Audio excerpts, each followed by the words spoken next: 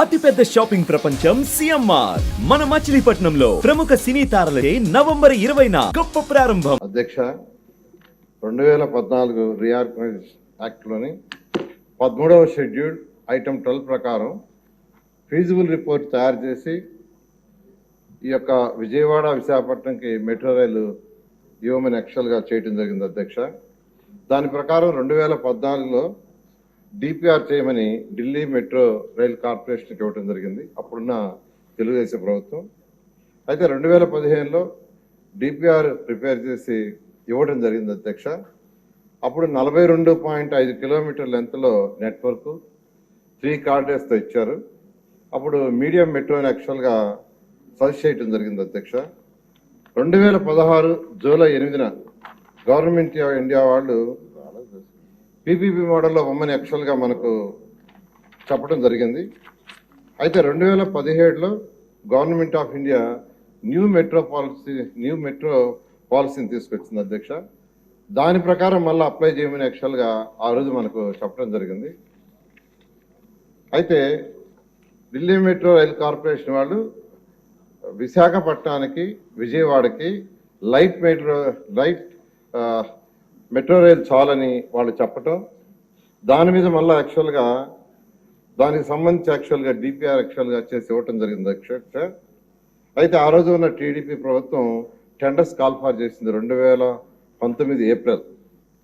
Bids కూడా వచ్చినాయి.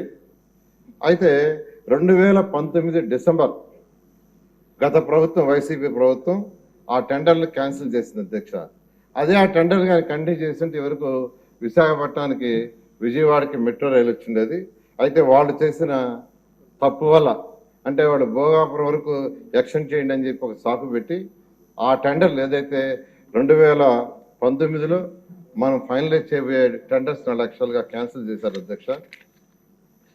అయితే 2020 మార్చి 19న యుఎంటీసీ అనే ఒక గుర్గాం కంపెనీకి యాక్చువల్గా వాళ్ళు ఇచ్చి మళ్ళీ డిపిఆర్ని తయారు చేయండి అని యాక్చువల్గా వాళ్ళు చెప్పటం, దాని మీద వాళ్ళు 76.9 కిలోమీటర్లు 4 కారిడార్స్ 14,300 కోట్లతో వాళ్ళు తయారు చేసి ఇచ్చారు అధ్యక్ష.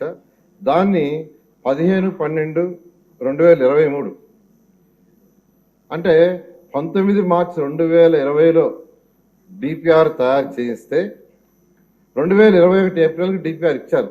ఇది కొత్త గవర్నమెంట్ కూడా డిపిఆర్ చేయమన్న వాళ్ళు ఏప్రిల్ 2021 ఇస్తే 15/2/23 దాకా దాన్ని పక్కన పెట్టారు. అంటే ఆ డిపిఆర్ మీద ఎటువంటి డెసిషన్ తీసుకోకుండా దాన్ని పక్కన పెట్టేసి 15/12/2023లో అంటే 21లో డిపిఆర్ తయారు చేస్తే 23 దాకా పక్కన పెట్టి 23లో గవర్నమెంట్ ఆఫ్ ఏపీ దాన్ని యాక్సెప్ట్ చేసింది. అంటే ఇది కేవలం కాలయాపన చేయటం కోసంగా దాన్ని పక్కన పడేశారు. అంటే చేయాలని ఉద్దేశం లేదు. వాళ్ళకి మెట్రో తయారు చేయాలా విశాఖపట్నం కానీ విజయవాడ కానీ ఉద్దేశంతో ఒక కక్ష సాధింపుతో యాక్చువల్గా చేయటం జరిగింది. అయితే 5/2/2024లో అంటే తర్వాత మళ్ళీ 6 నెలల తర్వాత గవర్నమెంట్ ఆఫ్ ఇండియా 20% మాత్రం ఇస్తామని తెలియజేయటం జరిగింది.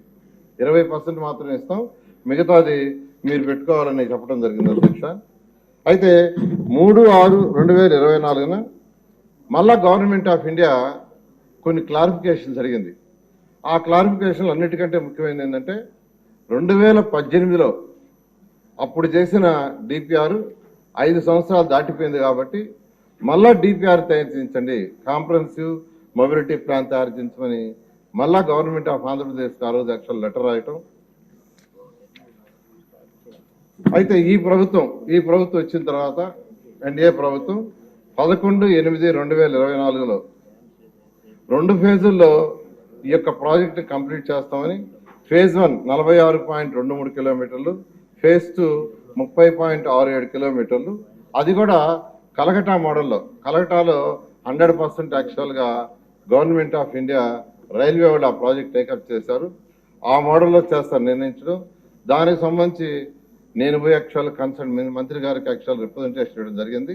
ముఖ్యమంత్రి గారు కూడా ఒక 15 రోజుల క్రితం ప్రైమ్ మినిస్టర్ గారికి లెటర్ రాశారు అధ్యక్ష.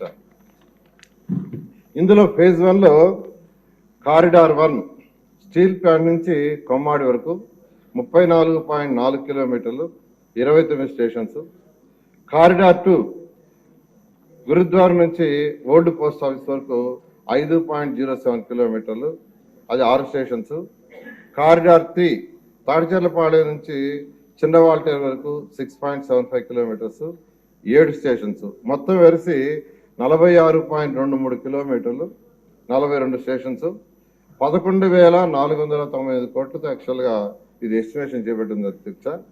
అయితే ఫేజ్ 2 కొమ్మాడి నుంచి భోగాపురం ఎయిర్పోర్ట్ వరకు 30.67 కిలోమీటర్లు, 12 స్టేషన్స్. మొత్తం కలిస్తే 76.9 కిలోమీటర్లు. అయితే ఫస్ట్ ఫేజ్ యాక్చువల్గా చేసి తర్వాత సెకండ్ ఫేజ్ పోతామని, ఎందుకంటే ఇండియాలో ఎక్కడ చేసినా వాళ్ళు ఫేజ్ 1, ఫేజ్ 2 లెక్కన చేశారు. అవన్నీ కూడా స్టడీ చేశాము.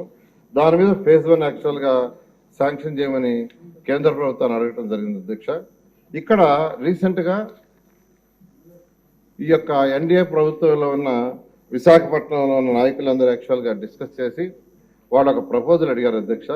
ఏదైతే ఇప్పుడు యాక్చువల్గా ఈ మెట్రో లైన్ పోతుందో అక్కడ ఎక్కువ జంక్షన్స్ వస్తున్నాయి, క్రాసింగ్స్ వస్తున్నాయి. క్రాసింగ్స్ అవటం వల్ల ప్రతి క్రాసింగ్ దగ్గర ఫ్లైఓవర్ వేస్తే ఫ్యూచర్లో అది అప్ అండ్ డౌన్స్ వస్తుంది. ఎందుకంటే హైదరాబాద్లో సికింద్రాబాద్ రోడ్లు వేశారు, ఫ్లైఓవర్ దాని పక్కనే ఫ్లైఓవర్, అంటే ఇలా దిగి మళ్ళా ఇలా ఎక్కటం.